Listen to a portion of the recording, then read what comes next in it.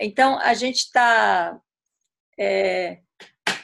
quase ninguém assistiu esse filme, mas ele foi um exemplo muito bom para falar sobre outra coisa. A gente poderia falar tanto de um filme como esse, que é um filme muito difícil de assistir. A gente estava aqui em quantas pessoas? Em umas... Quantos eram, Newton? Não sei, eu fui o primeiro. Umas agora. 12, não sei, vai. A gente estava umas 12 pessoas e foi todo mundo debandando do filme, porque é um filme difícil de assistir, apesar da fotografia linda e tudo mais. E foi todo mundo indo embora. É um filme indigesto, ao mesmo tempo encantador, assim, você vê a capacidade que o cineasta tem. Mas a gente poderia falar também da mousse de chocolate que eu fiz, que também foi uma obra de arte, porque eu peguei a receita da Paola, o que, Fábio? Caroselli, a argentina, que é uma artista, e eu peguei ovos orgânicos, chocolate de primeira, e fiz uma mousse irresistível e que eu comi e passei a noite inteira tendo uma azia tremenda, passando super mal por uma coisa deliciosa. E aí eu fiquei pensando nisso, né? Fiquei enquanto eu passava mal ali a noite toda. E aí, sabendo que hoje a gente ia falar, ia trazer esse filme à tona, a gente não tem ideia do que... Não é que a gente não tem ideia, a gente tem um tipo de formação e um tipo de experiência que nos afasta muito da relação, seja com que for. Porque a gente já tem uma formação e uma formatação que prevê as coisas, que faz com que as coisas... o Rony está perguntando o nome do filme, A Grande Testemunha, em português. É um filme francês. E do grande cineasta Robert Bresson, um cineasta minimalista, né? E a mousse da Paola, argentina. Então, a gente já tem uma pré-determinação em relação a tudo, ao que a gente gosta, ao que não gosta, ao que é bom, ao que é ruim, ao que serve, ao que não serve, ao que a gente compreende. Outro dia eu li uma frase que compreender as coisas nos emburrece, porque quando a gente compreende alguma coisa, a gente já não precisa mais pensar, elaborar nada sobre aquilo, porque compreendeu, né? E compreender quer dizer, eu encaixei aquilo num lugar que eu já tenho marcado dentro de mim, predeterminado. Então, esse, por exemplo, é um filme bem compreensível. É um filme sem explicações, é um filme que te deixa o tempo todo sem entender até a motivação. É feito por artistas, por atores não profissionais, claramente atores amadores, e que o cineasta faz questão de mostrar que eles são amadores, e o protagonista do filme é um burro, que claramente não sabe que está fazendo parte de um filme, mas a interpretação dá a sensação que ele está interpretando. Eu lembro da minha filha falar, nossa, esse burro interpreta muito bem, porque dá realmente a impressão que ele está atuando no filme. De longe é o melhor ator em cena. Os outros atores são muito bons, aproveitados, mas não são atores profissionais, né? Isso aí, Rony. Ao Hassat Baltazar, né? Ao acaso Baltazar. Então, assistir um filme desse é muito angustiante, porque além de alguns detalhes, como, por exemplo, quem tem o burro, ele sofre ali durante o filme algumas judiações, nada muito espetacular, mas então também quem tem alguma questão com bicho já não consegue assistir. enfim, o ritmo do filme e tal. Então, para mim, além de ter sido realmente assistir uma obra-prima, assim, que dá um deslocamento, o que mais me chamou a atenção, ainda mais que eu sabia que estava ligado ao nosso encontro, é o quanto a gente realmente está com tanta interferência, com tantas camadas, que a gente não se relaciona com a obra, a gente se relaciona com o nosso entendimento, e se a gente não entende, a gente gosta menos. A gente se relaciona com a nossa capacidade de conexão com aquilo. Se já não está pronto, é difícil a gente abrir a conexão.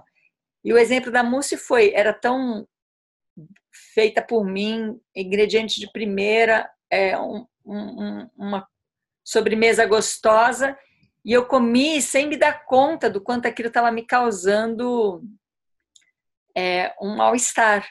Então eu tive que primeiro comer bastante para depois sofrer a azia que ela me deu. E não tinha motivo para ela me dar azia, né? Porque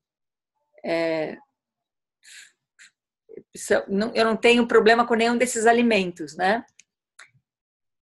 Mas então o que eu estou querendo dizer é que a gente tem uma incapacidade de entrar em relação. O que a gente entra em compreensão, e compreender aquilo encaixa no meu entendimento já prévio. E todos nós temos uma formação, mais ou menos, mas todos nós temos uma formação de formatação. Fomos formatados a estabelecer relações prévias. E quando a gente começa a entrar nesse mundo da meditação da vacuidade, que a Cuca está trazendo para a gente de uma maneira rigorosa, realmente eu nunca vi em nenhum outro lugar alguém trazer com essa clareza e com essa audácia que ela está trazendo, porque, de uma certa maneira, quando você vai ensinar e levar as pessoas à meditação na vacuidade, você vai fazer um passo a passo e você vai trabalhar com muitas analogias e com muitos processos antes de chegar nesse lugar último que ela já está trazendo a gente, né? Então, não é fácil de acompanhar, a cabeça dá um nó, mas é um processo de autonomia muito grande que ela está dando para a gente.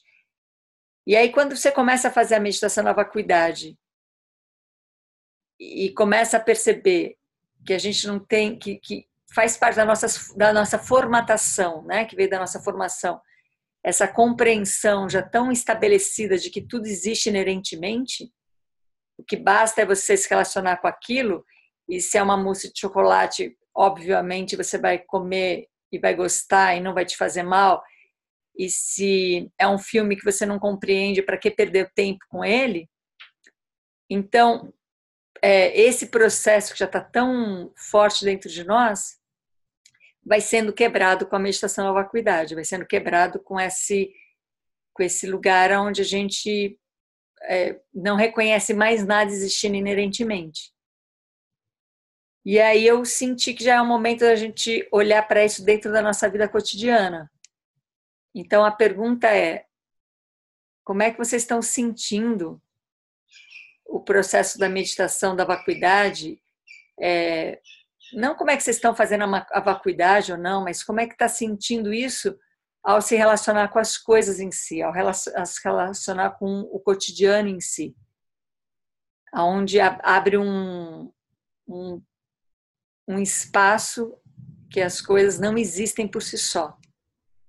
Então, essa é a pergunta. O filme é uma provocação para isso, porque é um filme que quando a gente vai falar dele, é isso, né? Ou eu vou falar minha compreensão dele, ou gosto ou não gosto, ou entendi ou não entendi, porque a gente não tem nenhum tipo de campo prévio para entrar em relação. A gente tem um campo prévio para entender ou não entender, para compreender ou não, para gostar ou não gostar, né?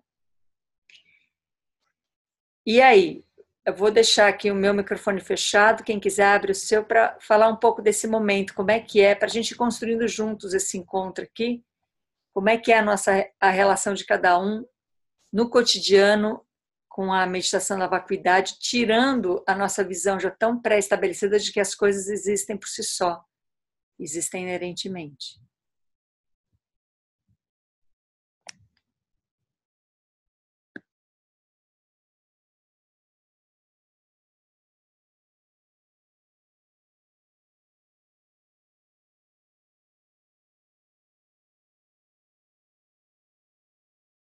Ana e a todos.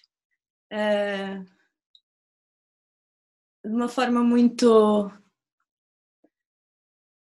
não até nada expectável, o que eu tenho sentido é muito mais vulnerabilidade. É uma espécie de um acesso à vulnerabilidade. E é nada expectável, porque eu não sei bem porque é que não é expectável, também não sei muito bem, não querem intelectualizar muito isso, mas é isso que eu sinto. É como se estivesse a entrar assim num reconhecimento de que na relação há a vulnerabilidade e que na relação isso acontece. Não inerentemente, mas na relação ela tem espaço para existir. E isso tem assim, tenho estado assim a reconhecer essa dimensão. Que de alguma maneira até é uma espécie de...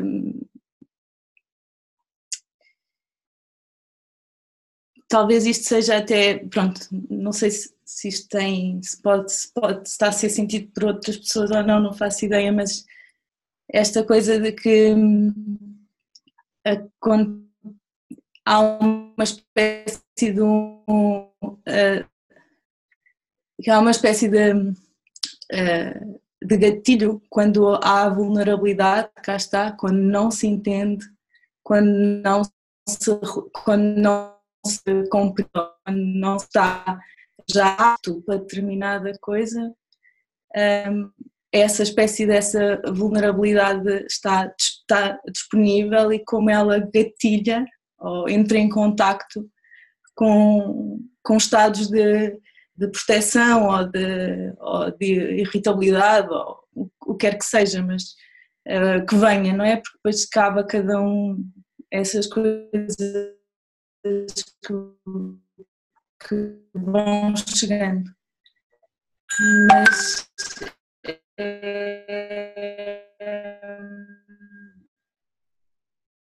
é isso que eu tenho estado a reconhecer. É nada coisa que entra nesse estado e que pode ser facilmente gatilhado para uma coisa de cisão, de distância ou o que quer que seja. Pronto, é assim partilhar o que tudo isto está assim a fazer no cotidiano. Deu algumas falhas de conexão, então eu perdi algumas colocações suas, Joana. Então, só para entender um pouco mais, assim, você pode falar um pouco mais qual é a sensação que você tem com essa vulnerabilidade nas relações? A sua sensação qual fica?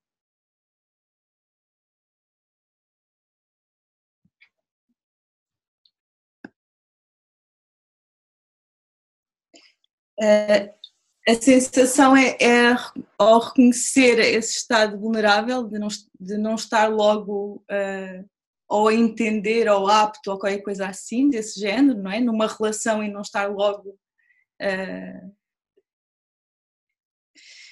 Eu estou também a fazer a ponte, porque também podia...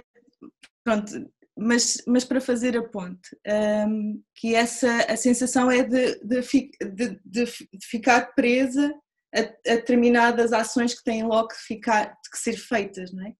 E de não permitir a vulnerabilidade de não fazer ideia do que é que está a acontecer naquele momento, de não estar logo a ter um acesso a qualquer coisa, para poder estar simplesmente ali, não é? Sentir eu estou a chamar vulnerabilidade, mas se calhar pode chamar outra coisa, mas eu estou a chamar vulnerabilidade porque é essa sensação de não estar logo ali apto e, portanto, pode haver aqui qualquer coisa que fecha, não é? Para haver um tempo de compreensão e de voltar outra vez a engatar nas coisas e não a relacionar com as coisas. E então é entrar em contacto com essa vulnerabilidade, estar em contacto com ela e não saber efetivamente o que se está a fazer, ou não saber o quê, ou não saber o que, ou não saber simplesmente, né? E entrar em contacto com essa que eu estou a chamar de vulnerabilidade, entrar em contacto com isso. E permitir isso, e permitir essa sensação, que é uma sensação de efetivamente não saber, de não saber. Então é isso que eu tenho estado a sentir. E de alguma maneira isso vulnerabiliza. Ou, se calhar essa sensação de não saber é uma sensação que entra num estado que cria vulnerabilidade.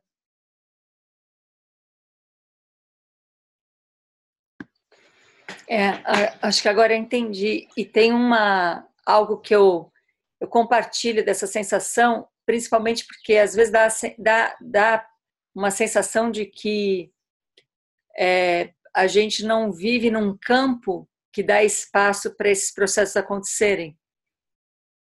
Que a gente parece, na nossa mente, a gente já está num lugar, num campo, onde já estão esperando alguma coisa da gente, algum tipo de comportamento, de percepção ou de ação, e então dá a impressão de que o fora não está pronto para esse lugar que a gente vai experimentando internamente.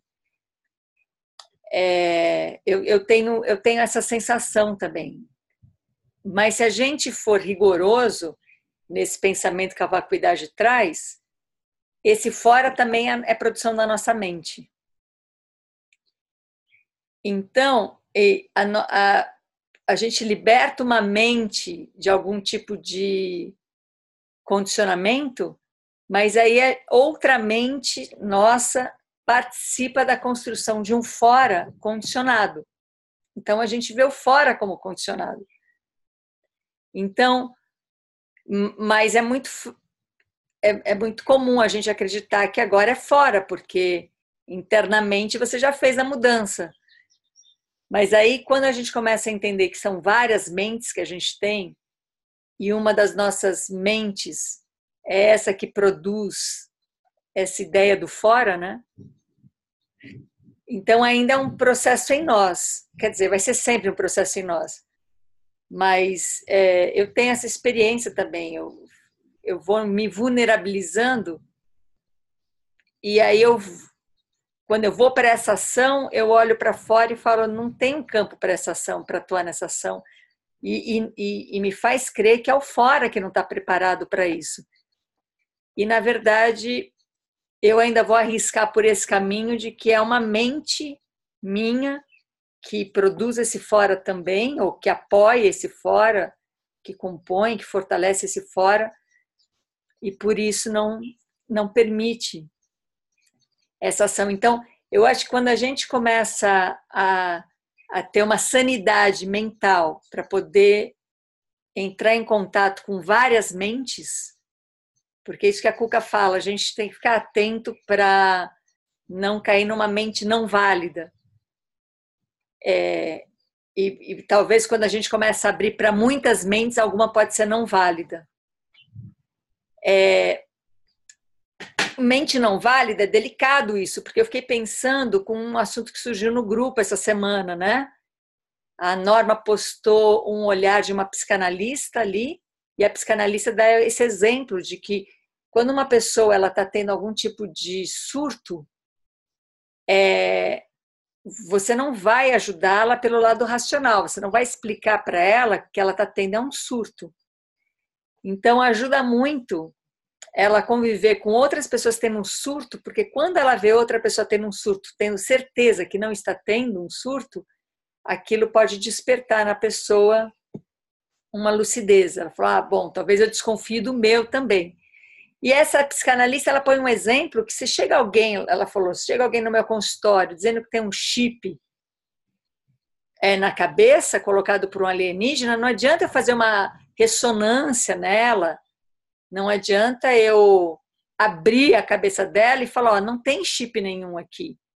Porque se a pessoa acredita que tem um chip, ela tem um chip. E aí teve algumas respostas dentro do grupo, assim, mas o chip colocado por alienígena realmente não aparece na ressonância. Então, o exemplo não está bom. E aí fica bem confuso, porque ela justo está dizendo isso, né? Ela está afirmando, a psicanalista, não existe chip de alienígena na cabeça de ninguém. Ela está dizendo isso, porque ela não tem essa experiência, como é que ela vai falar de uma experiência que para ela não é uma mente válida? Mas não sei da onde, quem tem essa experiência de que tem um chip, que é possível ter um chip na cabeça colocado por um alienígena, de alguma maneira,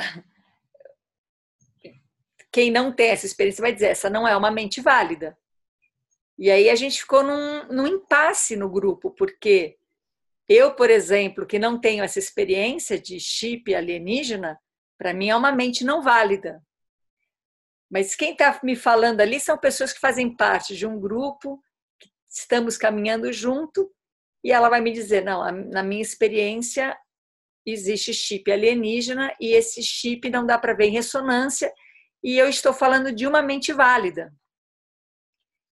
E como é que a gente vai encontrar o que é válido e o que não é válido nessa mente, né?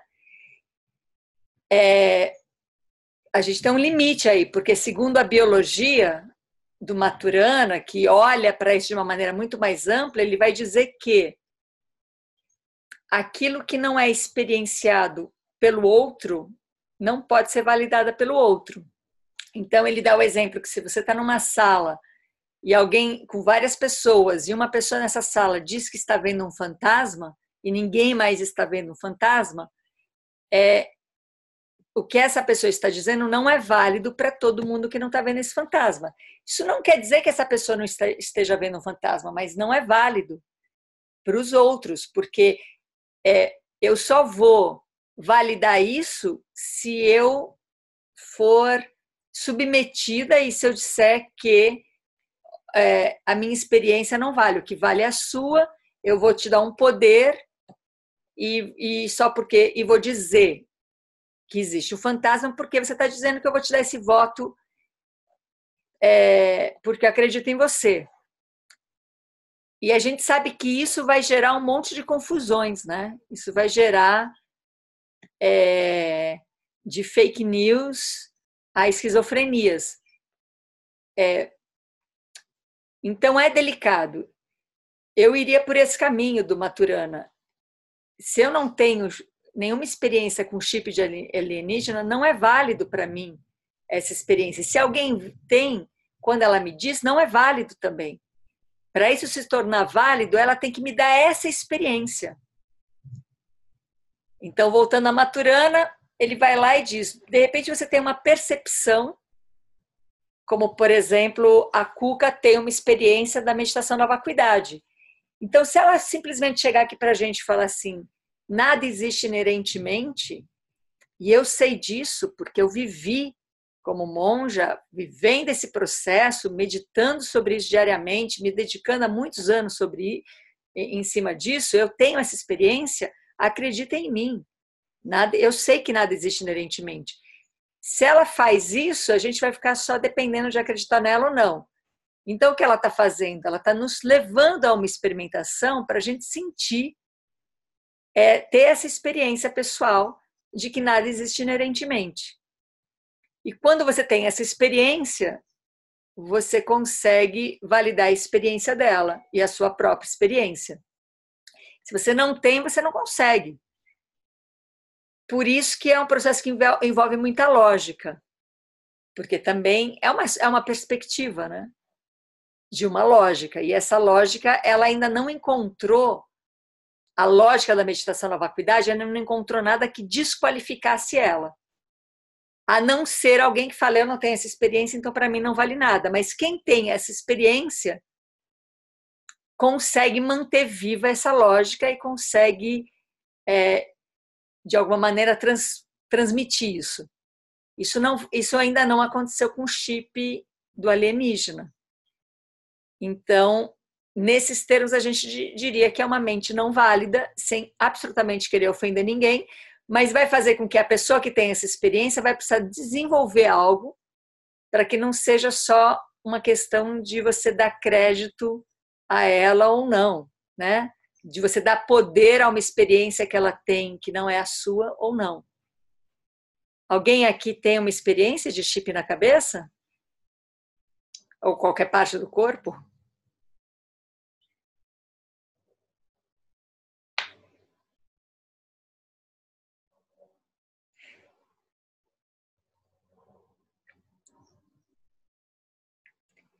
Então, a gente está falando de um processo que ele sai do nosso cotidiano completamente. A gente foi criado para olhar para tudo de uma maneira inerente, que a coisa existe por si só. A gente foi criado já formatado com as relações para que tenha o certo e errado, o bom, o ruim. A gente tem inclusive na arte, a gente tem uma formação e uma formatação de que a arte ela tem um valor se ela é compreensível e ela, ou se alguém legitima. Então, é aquilo. Pablo Picasso pode ter feito uma obra incrível, mas para ela ter o valor que tem, alguém precisa legitimar aquilo, ou um grupo de pessoas, ou todo mundo precisa legitimar. E aí a gente vai desdobrando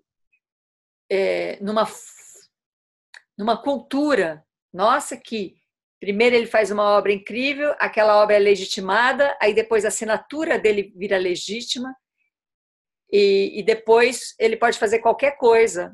Se ele põe a assinatura dele, já não precisa mais ser uma obra de arte. Se ele põe a assinatura dele em qualquer bobagem, aquilo já vai ter um valor. Isso tudo é cultural, né? Isso não existe por si só. É um jogo que a gente aceita jogar junto. Mas, por exemplo, digamos que outro dia eu recebi um catálogo que um amigo ele recebeu uma doação para vender obras de arte para poder ajudar num tratamento dele que ele precisa fazer nos Estados Unidos, e agora ele está pondo essas obras para serem vendidas a metade do preço. E uma delas custa $100 mil, uma das obras, e vai ser vendida, não sei, a R$10 mil. Mas a obra é um quadro com 4 réguas de marceneiro colocadas nesse quadro. Para qualquer um de nós, aquilo não vai ser válido. Mas pode ser que alguém um artista traga um tipo de olhar, um tipo de lógica, um tipo de experiência que ela comece a se tornar válida. Ou pode ser que, como é o caso, um marchand, um métier artístico, vai lá e valide aquilo e pronto, e aquilo é válido. Mas para o cidadão de mente ordinária, como nós todos aqui, de uma maneira geral, pode ser que tenham exceções aqui no grupo, olha para aquilo e não é válido, e não justifica esse valor. Então, a mesma coisa acontece com a vacuidade. Ela por si só, ela não pode ser válida, porque senão eu vou ter que simplesmente ter um endeusamento com Buda e dizer que Buda está acima de todo o bem e do mal, e se ele falou isso, eu vou ter fé e vou ser uma seguidora de Buda, então eu simplesmente vou acreditar na vacuidade porque eu acredito em Buda, através de uma fé. Ou eu vou começar a ter uma experiência, que é como a Cuca está nos levando, e essa experiência vai transformando algo em mim, vai criando uma mente não ordinária, vai criando uma mente paradoxal, capaz de viver algum tipo de experiência, algum momento dessa experiência da vacuidade. E então isso se torna válido sem eu precisar ter fé e sem eu precisar acreditar em ninguém. Então, a princípio, quando a gente vê uma coisa, claro, eu vendo essa obra de arte, a princípio é uma bobagem, ou eu vendo o filme A Grande Testemunha, a princípio dá vontade de ir embora, porque aquilo não pega a minha compreensão, aquilo não é válido para mim, porque eu aprendi a validar as coisas a partir de algo pré-estabelecido. Aí tem alguém do seu lado que fala assim, olha um pouquinho mais, alguém que fala, eu já tive uma experiência, eu vou compartilhar com você essa experiência e vou caminhar junto, segura na minha mão e vamos assistir o filme juntos. Ou vem aqui que eu vou te mostrar, vou te dar uma experiência em relação a essa obra de arte. Essa obra de arte mudou a minha vida, mudou a minha mente e por isso ela tem esse valor e eu vou né, vou caminhar vou trilhar isso com você. Isso é um caminho, é um processo. Não quer dizer que você alcançou nada, mas não quer dizer que você está vivendo o que a pessoa viveu, mas quer dizer que você está se colocando nesse processo. Como, por exemplo, esse filme da Grande Testemunha. Se você segurar na mão de alguém que tem uma experiência com esse filme válida, pode ser que você também sinta isso, ou outras experiências que você teve de cinema pode te levar a isso. Então, o que eu estou dizendo é que com esse processo da vacuidade não dá mais para você qualificar ou desqualificar as coisas. Mas também não dá para você acreditar só porque você já teve uma experiência com algo que é inacreditável e que já fez sentido, como a vacuidade. Isso faz com que todas as coisas precisem realmente ter um respaldo, elas precisam realmente criar algum tipo de comunicação que faça com que o outro possa ter uma experiência que, apesar de ser uma experiência até então não válida, se torne válida. Então, você já não aceita qualquer coisa, mas você se abre para experiências que você não teria se aberto antes. Me fiz entender? Então, eu ainda não entendi, eu ainda não tive uma experiência. Bom, eu nem compraria essa obra, porque não é a nossa história aqui comprar obra de arte. Mas, olhando para ela, eu não tenho essa experiência desse valor. E pode ser que alguém me leve até essa experiência, e quando essa experiência for minha, eu posso falar, não, isso aí tem esse valor. Por isso que a gente começou antes com aquela conversa de parar de encaminhar mensagens, né? Que a Gabriela até criou uma expressão disso, por causa disso, porque daí a gente sai desse lugar onde tudo é válido, dependente de onde vir. Então, se for a assinatura do Pablo Picasso que vale, então tá bom, vale para o mercado essa assinatura e eu posso achar que pela convenção isso vale. Senão eu vou ter que realmente olhar uma obra dele e ter uma experiência. E mesmo assim essa experiência já vai estar marcada, né? A gente teve essa experimentação ano passado que a gente foi para a França, em Paris a gente foi no Museu do Louvre, e são infinitas obras que tem aquele museu enorme. E ninguém olha nenhuma obra daquelas da maneira que olha a Mona Lisa. Então, ninguém está se relacionando com a Mona Lisa em si, está se relacionando com o mito da Mona Lisa, está se relacionando com... Não dá, é impossível ver o quadro. É impossível, porque você já tem tanta formatação do quadro dentro de você que você não olha aquele quadro. Você tem uma sensação que não vem do quadro, que vem do mito. A mesma sensação que você tem quando olha a Torre Eiffel, né? É a mesma sensação que você tem quando você olha um ator famoso na rua. Você não tem uma relação com a coisa em si, você tem uma relação com a formatação. É essa formatação que nos faz nos relacionar com as coisas e trazer uma sensação que parece tão verdadeira, é que a gente está desconstruindo na meditação na vacuidade. E quando você desconstrói isso, você não fica sem emoção, você não fica apático em relação às coisas. Pelo contrário, o campo sensorial fica cada vez mais sensível. Porém, começa a existir esse discernimento de que nada existe inerentemente, logo, tudo vem de um vazio, de uma vacuidade daquela forma, e aquela forma, e não existiria nenhuma vacuidade sem existir a forma. Então, só o vazio também não nos comunica nada, porque se é só vazio, não é vacuidade, porque a vacuidade em si tem uma forma. Então, são esses pensamentos que vão levando a criação de uma mente paradoxal que começa a tirar a gente dessa dualidade, gosto, não gosto, bom, ruim, tem valor, não tem valor, isso é válido, isso não é válido,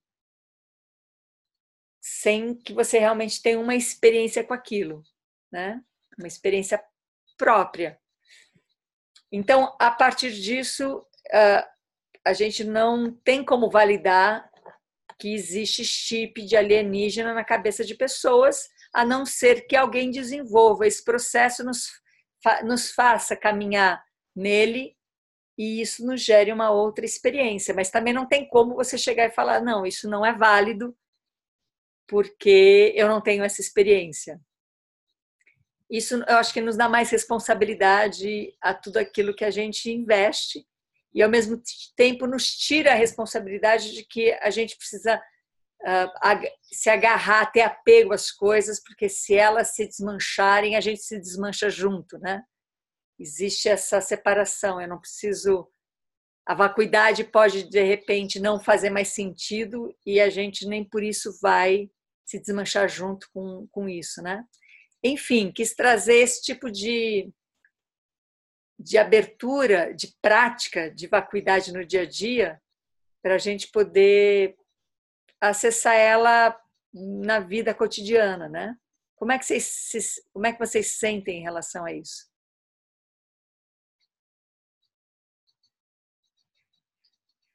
Se é que eu consegui me expressar aqui.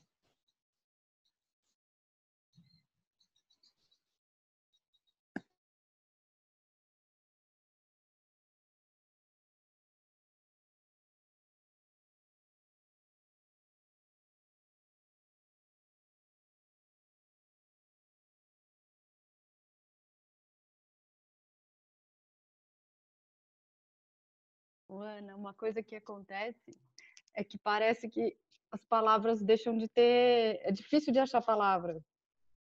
Não encaixa. Nossa, assim, começo a falar, isso não é isso, isso não é isso, não. Essa sensação. E foi muito legal ter feito aquilo, porque eu vi que besteira. Foi super legal. Foi uma coisa assim, eu precisava fazer aquilo. Mas depois eu falei, pra quê? Foi ótimo, né? Mas é essa sensação de que não tem palavra para falar as coisas. Dá um grande... Sei lá como falar. Tudo é meio besta, assim, como falar. Falar não consegue falar. Só você consegue falar, não consigo falar. Não consigo falar. Mas, Gabriela, peraí, olha, eu não achei nem um pouco besteira, pelo contrário, eu achei uma expressão, acho que você conseguiu colocar, sim, você conseguiu criar ali, e você conseguiu expressar alguma coisa. E é uma expressão de comunicação. Maravilhoso. A armadilha é a gente fazer disso a minha expressão, né? E ter essa preguiça. Porque eu poderia encaminhar aquela sua expressão e dizer assim: olha, a Gabriela conseguiu traduzir e colocar em forma o que eu sinto, o que eu penso.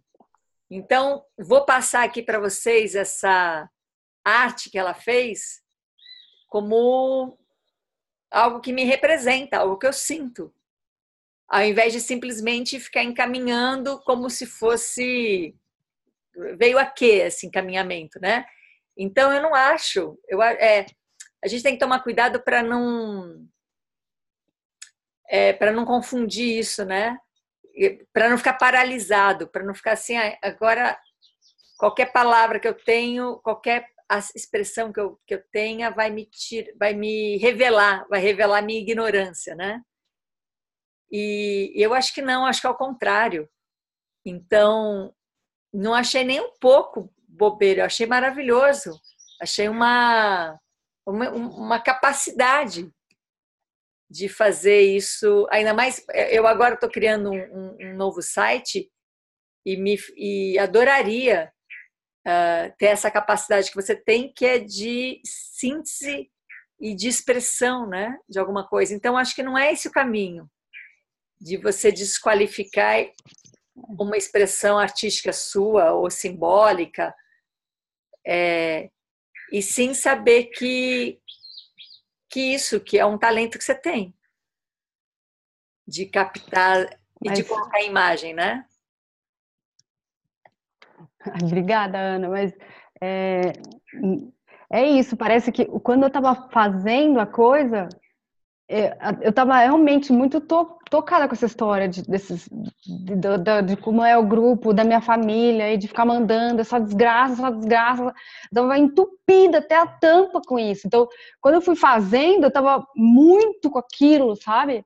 E quando eu soltei, foi, sei lá, muitas pessoas se irritaram, vieram falar, vem falar comigo se você tem algum problema. Várias pessoas vieram tirar satisfação comigo, sabe? A família falar. Então você não quer que eu mande? Não. Foi ótimo ter feito. Foi ótimo, as pessoas, cada um entendeu de um jeito, porque foi ótimo para mim. Para mim, não sei como é que foi para os outros, não estava nem aí mais. Mas é como se eu tivesse esvaziado aquilo, sabe? E não cumpriu, porque logo já começou tudo de novo. Mas isso puxa, fazer é fazer e ver o que acontece dentro da gente, que eu me permiti fazer isso, eu nunca me permiti fazer isso. Não me permitia fazer isso. Mas quando você me disse assim, cuidado com essa coisa da levantar a bandeira, falei, putz, eu não quero isso, né? Eu queria mesmo era botar para fora só, porque eu não quero bandeira nenhuma. Cada um, né? Era ser muito meio egoísta mesmo que eu fiz, era meu, sabe assim, tchau. A nhaca que eu tava sentindo disso, era isso, assim. Na verdade, não foi nem para você, falei que não levantar bandeira, mas como você trouxe uma coisa, uma síntese tão boa ali, facilmente a gente poderia querer, já temos um símbolo, agora vamos fazer uma campanha, e usando esse símbolo, que é super válido também, né? É super válido. Mas como esse grupo da Rede Amalaia, ele tem que tomar, a gente tem que estar sempre atento para que ele não caia num processo de um grupo que está a favor de algo todos ao mesmo tempo ou contra algo todos e vai eliminando os que não são a favor, que não são contra. Quando a gente estabelece alguma coisa assim, tanto que é um grupo que ele está ali para a gente poder falar sobre esses encontros que a gente faz, e muita gente nem participa desses encontros, nem assiste depois. Então, porque está tudo certo, né? Não, é bom ter essa coisa arejada. Mas você entende, é diferente chegar e falar assim, nossa, você sintetizou e isso poderia ser uma campanha maravilhosa. Ele só não pode ser uma campanha do grupo, porque senão a gente vai ser um grupo para agora fazer essa campanha e a gente perde uma força que esse grupo tem, que é o da diferença. Que alguém, por exemplo, poder entrar e dizer que chip de alienígena não aparece em ressonância. E essa pessoa não ser debochada, né? É maravilhoso isso. Por outro lado, não dá para a gente manter esse tipo de tudo vale. Um pode entrar e falar do chip alienígena, outro pode entrar e falar qualquer coisa de política e que tudo vale. Não, não é que tudo vale. A gente precisa realmente colocar para o outro a nossa experiência e não simplesmente encaminhar as experiências alheias, né? Porque que eu tive essa outra experiência também essa semana que eu fiquei 1h30 com essa mulher, com essa entrevistadora, com essa repórter da Isto É, e eu vi que ela me contou uma outra história, né? Ela falou que ia fazer uma grande reportagem sobre homeschooling, mas era muito importante ter uma visão do unschooling dentro dessa reportagem para abrir mais campo. E aí ela falou, a gente vai mandar um fotógrafo para tirar foto. Eu falei, mas por que aqui? Se o nosso vai ser só um apêndice de uma grande reportagem, né? Falou, porque eu gostei demais de você, estou apaixonada pela história de vocês e tal. E foi uma conversa muito lúcida, foi uma conversa que depois eu acabei fazendo até um processo com a própria repórter. Foi tudo muito... foi muito bom. E aí, quando eu vejo a reportagem, eu falo, não é possível. E aí o Fábio falou, mas você já sabia que é assim, não é possível que você acreditou que pudesse ser diferente, né? Uma bobagem, um desperdício, um desrespeito, tanto que a mulher nem está falando mais comigo, assim, não sei se ela ficou envergonhada ou o que foi, mas é este lugar que a gente precisa ficar atento, né? Tanto dentro de algum lugar, como no grupo da Rede Amalaia, porque se lá a gente não faz esse exercício, fora de lá é muito mais difícil. Eu caí fácil nessa reportagem, eu não tinha ideia.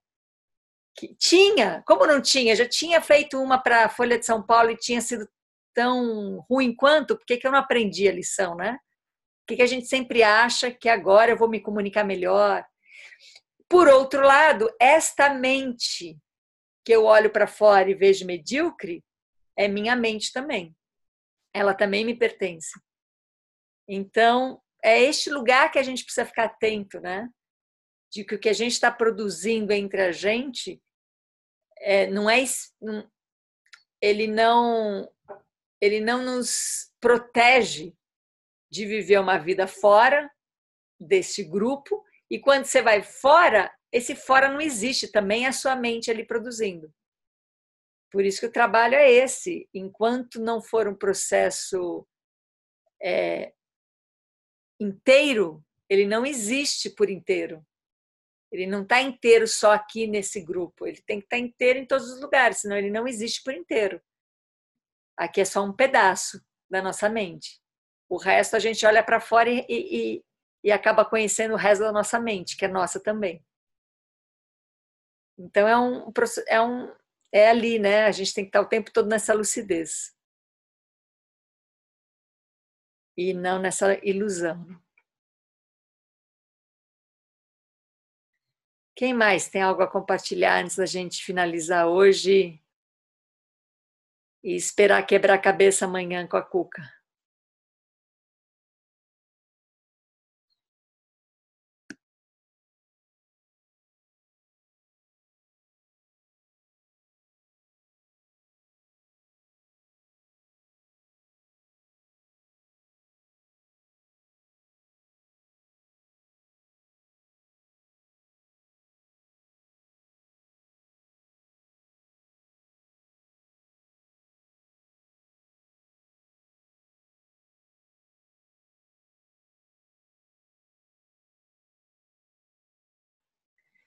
Vamos então digerir tudo isso. Quem quiser uma receita maravilhosa de mousse de chocolate eu tenho. Não é para todo mundo que vai fazer bem, mas só eu aqui não passei bem com ela. E quem assistiu o filme e quiser uma interlocução, a gente caminha junto.